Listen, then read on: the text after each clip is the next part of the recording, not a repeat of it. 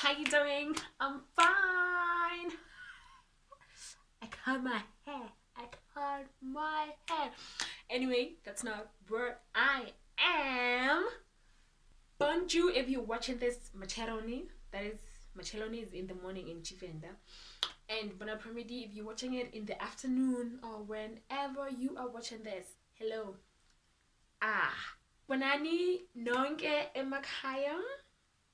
Well, that's if you're watching from home or from the office, if you are in the office or anywhere. I just don't know where you are watching this video from, but I'd just love to say welcome to this wonderful family. Igamlam Beata Emily Matasana. I am a Lesotho Sign Language interpreter and still learning South African Sign Language. One might ask, especially the old subscribers would like ask, why is she talking in a lot of tongues or in different languages? Honey, if you have seen the topic of this video, it's all about learning a new language within a very short time. I mean, the world is a place or a home of multiple languages. We're talking about English, we're talking about Swahili, we're talking about Swati, we're talking about Chivenda, we're talking about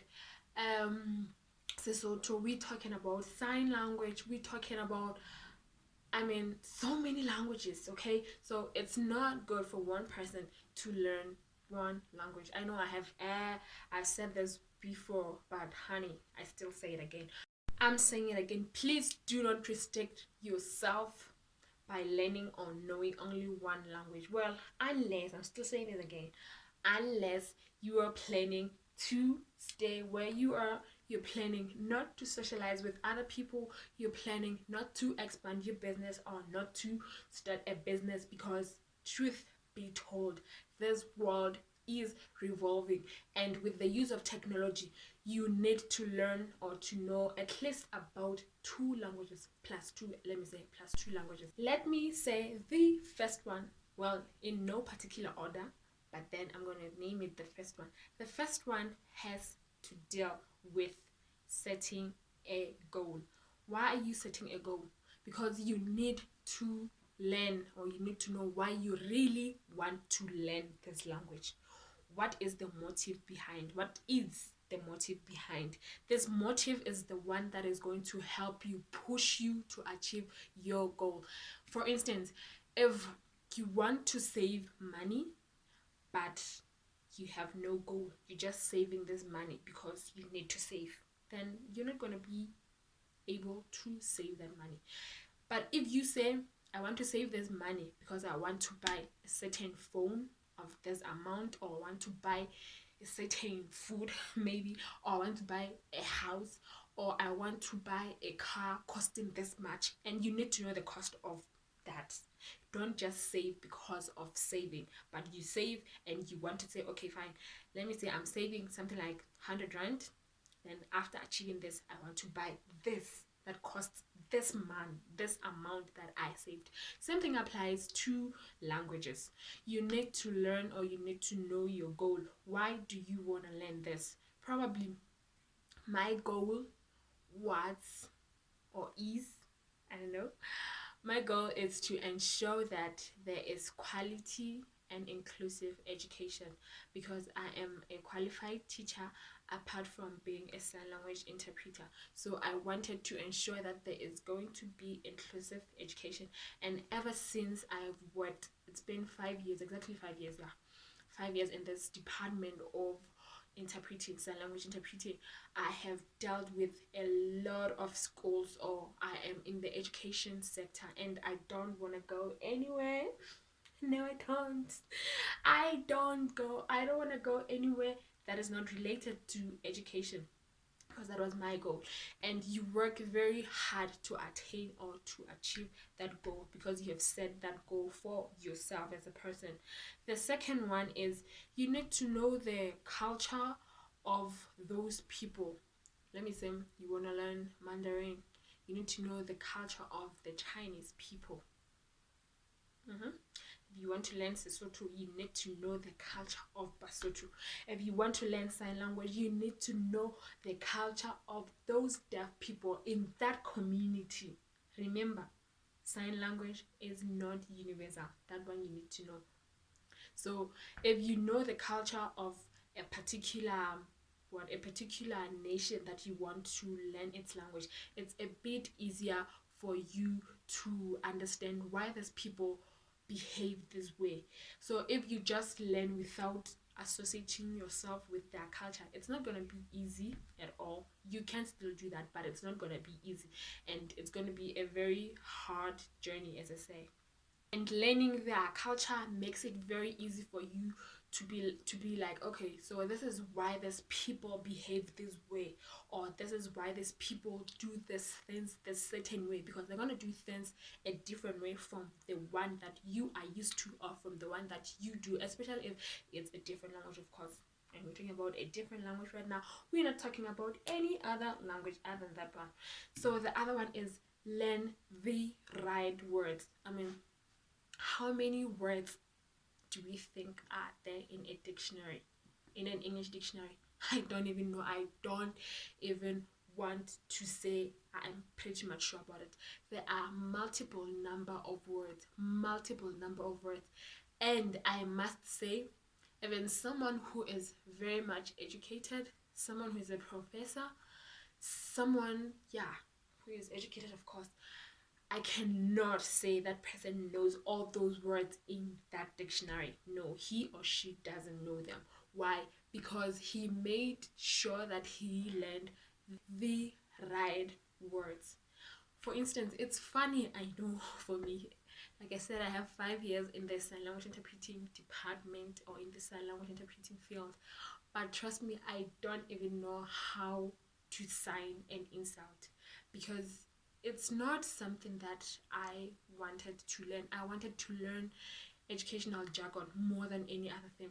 I wanted to learn church jargon more than any other thing, especially Roman Catholic jargon, because that was where I got a lot of chance to work or to interact with those kind of people. But I think I know one insult in sign language, but I'm not sure if it is. The only thing that makes me think it is an insult is because I have seen 2 young boys fight, and one just signed that ugly thing that I can't sign here because I respect you guys. And when I asked them what that meant, they just looked at me and laughed and never responded to me and went back. So I think they were also shy to tell me that this is honestly an insult. So yeah. The other one is practice, practice, practice, practice. As the old saying goes, practice makes perfect. I mean, you cannot learn a language and expect not to practice. Like, you're not gonna get very good results. When you compare yourself with someone who practices each and every day, each and every time he or she gets an opportunity to do so, and you are just seated, maybe you just learn a language, or you just wait to be taught in a class, and then that is it, you are not going to yield the same results. You are not. This applies to those students. I believe that no one is intelligent, but there are people who work hard. So the more you work hard is the more you yield positive results. So that is what I believe. And the last one is utilize that language every day, every minute, wherever you like. You get a chance to do so, because trust me, it also gives you power. Like, for instance, I did not learn isiZulu from school. I didn't, but I learned it from watching La Television, from watching Generations, because there are some subtitles written. And every time an actor or an actress speaks in that language, I already know what that means, because I already have little background, and right now I can talk and I can hear what other people are saying, just because I also did have a chance to like speak, practice, that each and every now and then. So it's very best for you, if you really want to learn a new language, to practice it, to say it, to sign it every now and then. And while you sign it, you can sign it alone, but it's not going to be beneficial as much as you could be signing with someone else who is knowledgeable than you, someone else who will be able to correct you, because we are bound to make mistakes as people, as human beings. But if you have someone who is able to support you, who's able to walk by you, who's able to rectify your mistakes as you talk, as you sign, and you need to be intelligent.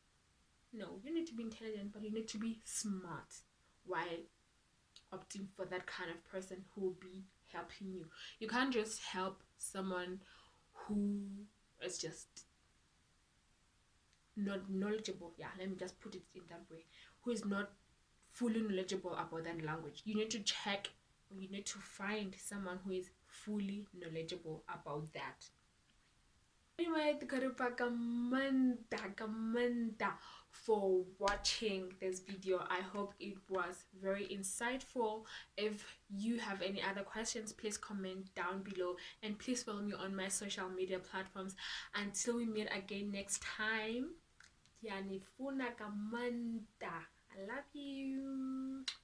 Au revoir.